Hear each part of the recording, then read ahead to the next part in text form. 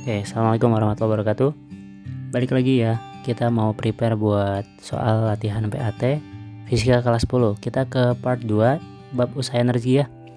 Ada kisi-kisi yang jadi patokan banget nih, yang sering ditanyain di soal-soal ujian terkait bab usaha energi yang kita akan breakdown di video ini. Nomor 1, biasa ada pertanyaan tentang usaha yang nanti akan berhubungan dengan perubahan energi. Kalau kita lihat konteks soalnya, ini kelihatan banget ada perubahan ketinggian dalam gerakan awal ke akhir. Pun juga ada istilah perpindahan ya. Nah, ini soal sebenarnya kalau kalian udah sadar ada perbedaan ketinggian akibat adanya gaya tarikan, maka sebenarnya bisa langsung aja sih konsepnya W sama dengan delta EP ya. Tapi kita coba lihat dulu aja pakai usaha yang sifatnya konsep dasarnya yaitu F kali S ya, dimana F-nya itu cuma berasal dari si tarikan gaya ya. Oke,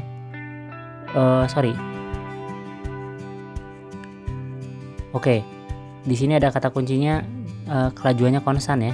Kelajuan konstan itu berarti sigma F-nya 0, berarti gaya tarikannya akan sebanding atau sama dengan beratnya. Berat di sini yaitu berat mg sin theta, karena gayanya itu dalam sumbu miring, maka berat yang diperhitungkan juga dalam sumbu miring, yaitu mg sin theta. Rada ribet kan kalau kita pakai konsep W sama dengan Fs. F-nya itu mg sin theta, S-nya juga kudu dicari dulu dari data ketinggian. Kita manfaatin sinus ya. Dari sini kita bisa dapetin S-nya 10 meter, baru deh dikaliin sama si mg sin theta ya. Jadi dapat jawaban segitu. Nah, kalau mau cepat sebenarnya bisa W sama dengan delta EP. EP kan MGH, kalau delta EP berarti MG delta H. Delta H-nya dari awal ke akhir adalah 5 meter. Yuk kita lihat, MG-nya adalah 100. 100 dikali 5, 500 ya. Oke, ke nomor 2. Soal yang gak ngitung tapi tetap bikin bingung. Biasanya nih di pernyataan ini kita ABC-nya harus ngerti sendiri. A itu 1, 2, 3, B itu 24, C itu B itu 1, 3, C-nya 24, D-nya 4 aja, dan E itu 1, 2, 3, 4 benar semua. Makanya kita cek semuanya pernyataannya benar atau salah ya. EK katanya di titik B dan D berbeda. EK itu kan bergantung pada kecepatan ya, dan kecepatan di sini bisa dijabarin juga jadi akar 2G delta H. Karena ini dikuadratin, kita fokus sama 2G delta H ya. Oke. Nah, delta H di sini untuk poin B itu asal delta H-nya dari A ke B ya. Nah, kalau si poin D itu delta H-nya itu dari C ke D ya. Jadi kan perjalanan A ke B sama C ke D itu beda delta H-nya. Jadi maka EK-nya bakal beda di B dan di D gitu ya. Nah, sekarang kita cek ketiganya. Kalau satu benar, biasanya 3 benar. Lihat, energi potensial di titik C sama dengan energi mekanik benda. Teman-teman, yang namanya energi mekanik tuh EK tambah EP ya. Di posisi C, EK-nya tuh habis alias jadi 0. Maka kalau EK-nya 0, berarti energi mekaniknya sama dengan energi potensial. Benar ya? 3 benar.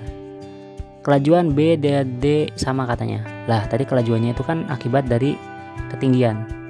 Katanya beda, berarti kelajuan juga bakal beda. 4 salah. Nomor 2, energi kinetik benda di titik A dan E sama. A dan E itu sama, bener ya. Karena apa? Di sini energi kinetik maksimum ya.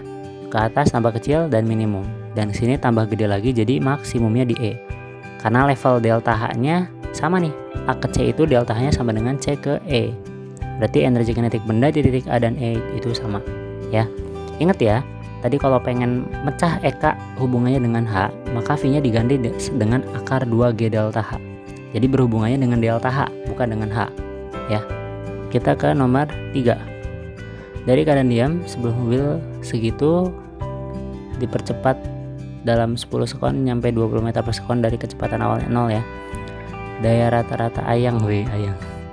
Daya rata-rata yang dikembangkannya berapa gitu kan. Ya udah, langsung aja masukin daya itu kan intinya usaha per waktu. Kalau kita nggak dapetin data usaha, entah gaya atau usahanya nggak diketahui, ya kita pakainya delta E. Yang berhubungan dengan kecepatan berarti delta EK. Delta EK nya seperti ini, masukin akhirnya 20, awalnya 0, dalam waktu 10 second dapat jawaban ya. Silahkan dihitung. Satuan nanti dalam watt, nanti dibikin aja dalam kilowatt. Lanjut, kita punya soal tipe berikutnya, yaitu seperti ini katanya. Benda meluncur sampai di titik P, ada gambarnya. Nah, seperti ini ya. Energi kinetik yang dimiliki benda saat di titik P ya. Nah, ada cara cepatnya ya. To the point dulu aja. Intinya kita ditanyain EK di titik P, di mana EK awalnya adalah 0 ya.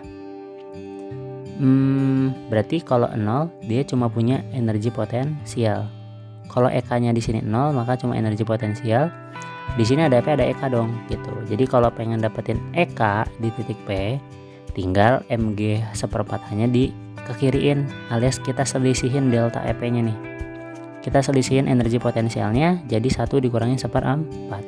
Jadi EK-nya 3/4 MGH. Dan MGH itu sama dengan E0 judulnya tadi, energi awal. Kan energi awalnya adalah MGH gitu. Jadi jawabannya D ya.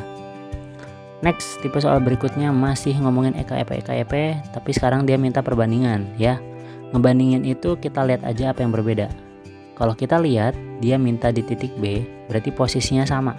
Yang beda itu adalah benda 1 dan benda 2 adalah masanya nih, 5 sama 15. Ketinggian itu akan mempengaruhi kecepatan. Selama ketinggiannya sama, kecepatan bakal sama. Berarti yang beda itu masanya. Nanti kita tinggal bandingin aja dong, M1 banding M2, yaitu 5/15. Jawabannya adalah 1/3. Oke. Terima kasih ya.